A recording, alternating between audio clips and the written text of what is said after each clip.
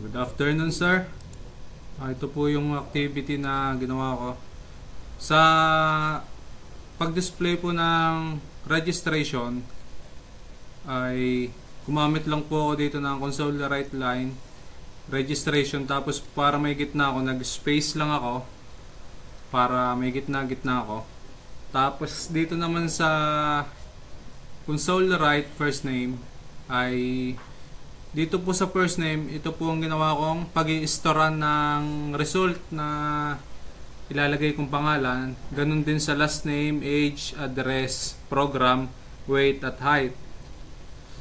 Tapos din naman po sa console right line ay ito po yung additional information na IM, tapos po plus kung ano yung i-input kong name, yun ang lalabas dito. Tapos plus last name, kung anong lalagay kong last name, yun naman din po lalagay dito. Ganun din naman po sa iba. Tapos po, pag po niran na ang program ay ganito naman po, ganito makikita. Sa pangalan, Alan. Last name, Arjona. Age, 23. Address, Itlogan. Program, BSCS. Sa weight, hindi ko sure ang weight pero siguro mabigat na ako, 80.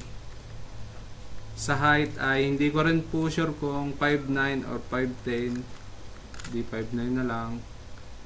Tapos ito naman sa pinaka-result na ay I am Alan Arjona and I am 23 years old. I live in Itlogan.